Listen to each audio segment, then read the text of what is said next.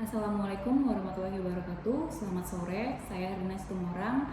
Izinkan hari ini saya ingin mempresentasikan pemaparan saya dengan judul Sikap Masyarakat, Perusahaan Asuransi, dan Pemerintah dalam hal ini adalah OJK terhadap industri asuransi di Indonesia.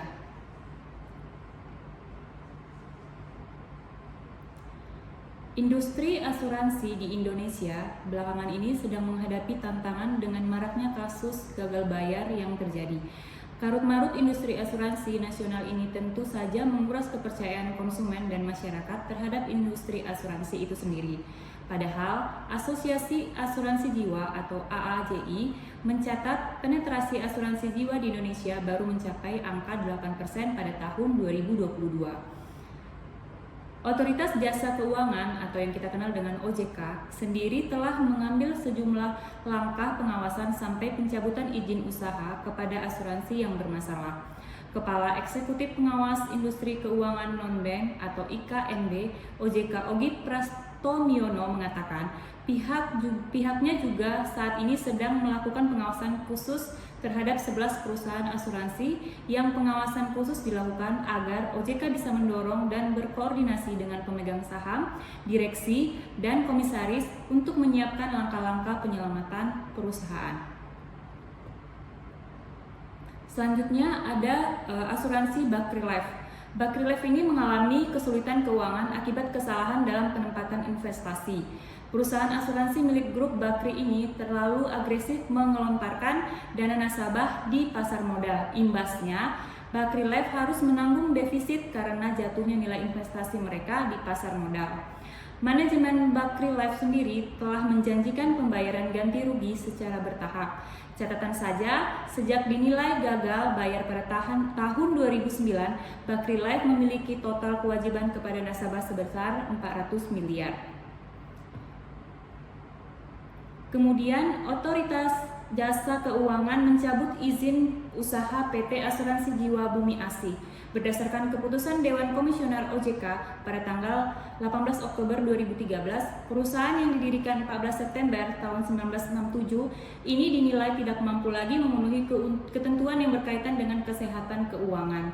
Di antaranya adalah rasio kecukupan modal atau risk-based capital. OJK mencatat Bumi Asih punya utang sebesar 85,6 miliar dari 10.584 pemegang polis, baik polis asuransi perorangan maupun kumpulan. Asuransi Bumi Asih Jaya juga telah mengundang investor baru dan mengalihkan portofolio kepada perusahaan asuransi lainnya, tetapi masih tetap gagal. Kemudian ada asuransi Jiwasraya. Kasus gagal bayar yang menghantam PT Asuransi Jiwasraya juga bermula dari masalah penempatan dana investasi. Jiwasraya mengalami gagal bayar polis kepada nasabah terkait produk investasi saving plan. Produk tersebut adalah asuransi jiwa yang berbalut investasi hasil kerjasama dengan sejumlah bank sebagai agen penjual. Dalam laporan keuangan yang Jiwasraya, aset berupa saham pada Desember 2017 tercatat sebesar 6,63 triliun, menyusut drastis menjadi 2,48 triliun pada September 2019. Kondisi kinerja investasi yang terpuruk ini membuat rasio kecukupan modal sampai minus menjadi 80,5%.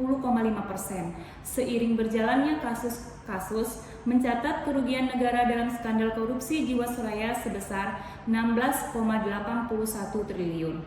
Saat ini, Jiwasraya tengah menjalani proses imigrasi polis ke entitas IFG Life guna menyelamatkan perusahaan tersebut. Namun demikian, masih diperlukan tambahan modal dari penyertaan modal negara dan holding IFG untuk dapat mengalihkan seluruh aset ke IFG Life. Kemudian ada asuransi Bumi Putra 1912. Bumi Putra mengalami kesalahan pengelolaan perusahaan yang menyebabkan perusahaan mengalami keterlambatan pembayaran klaim. Kompas.com mencatat di akhir tahun 2018 perusahaan ini mengalami gagal bayar klaim asuransi kepada para nasabah karena kewajiban yang harus dibayarkan lebih besar dengan aset yang dimiliki. Aset yang tercatat adalah sebesar 10,28 triliun, sementara kewajiban mencapai 31 triliun. Pada akhir Januari 2019, total klaim jatuh tempo yang belum dibayarkan mencapai 2,7 triliun. Saat ini, Bumi Putra telah dalam tahap pelaksanaan rencana penyehatan keuangan atau RPK berupa pertangguhan bersama yang mengakibatkan penurunan manfaat polis. RPK ini telah mendapatkan persetujuan dari OJK. Kemudian ada asuransi Warnarta Life. Warnarta Life ini memiliki aset tanah dan pembangunan maupun benda bergerak saat ini ada sekitar 100 miliar. Warnarta Life juga diketahui memiliki jaminan wajib senilai 170 miliar. Dengan begitu, aset Warnarta Life diperkirakan ada sekitar 270 miliar.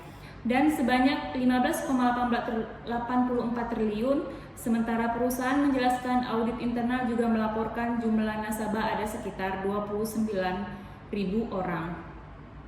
Perhitungan valuasi aset terakhir di tahun 2021 memiliki jaminan wajib dan kewajiban perusahaan.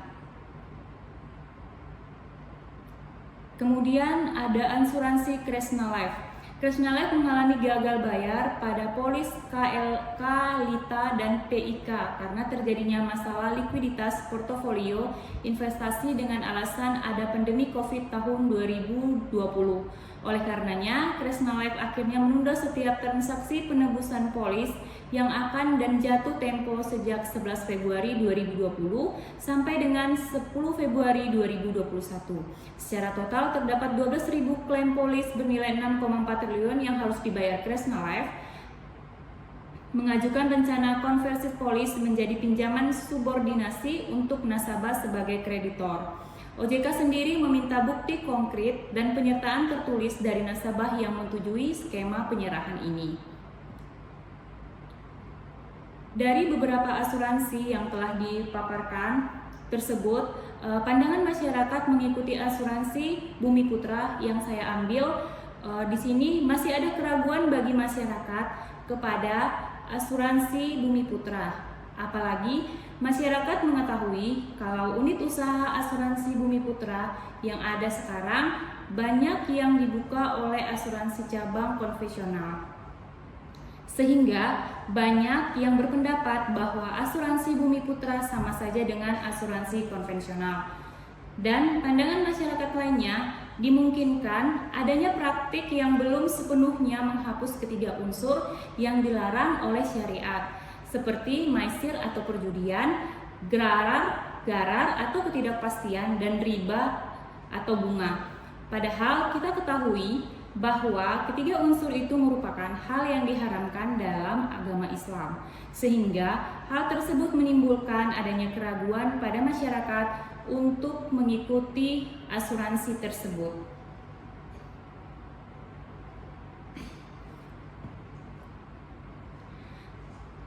Dan di sini saya mengambil kesimpulan untuk peran pemerintah yang di sini sebagai OJK dalam melindungi masyarakat yang ikut asuransi Bumi Putra yang saya ambil sebagai contoh dalam asuransi masyarakat, yaitu peran pemerintah atau OJK ini untuk terus memperkuat industri asuransi yang semakin melindungi masyarakat.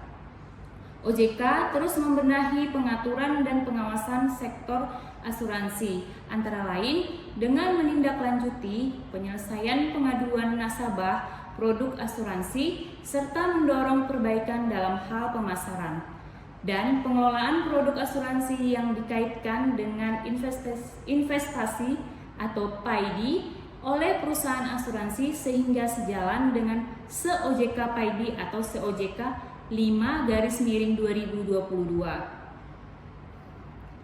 OJK juga mendorong kesiapan pelaku industri asuransi untuk menjalankan kegiatan usaha sesuai dengan internasional standar dan best practice, antara lain dalam hal penerapan PSAK 74 tentang kontrak asuransi. OJK akan menuntaskan proses reformasi sektor IKNB yang bertujuan agar IKNB dapat tumbuh dan berkembang secara sehat dan berkelanjutan. Dengan dukungan permodalan yang memadai, sumber daya manusia yang kualifikasi, dengan penerapan tata kelola yang baik dan manajemen resiko yang efektif. OJK juga berencana mengeluarkan ketentuan mengenai ketentuan kesehatan, keuangan, perusahaan asuransi, termasuk pengetatan kegiatan investasi dan perusahaan asuransi. Demikian presentasi saya yang dapat saya paparkan pada sore hari ini. Terima kasih dan selamat sore.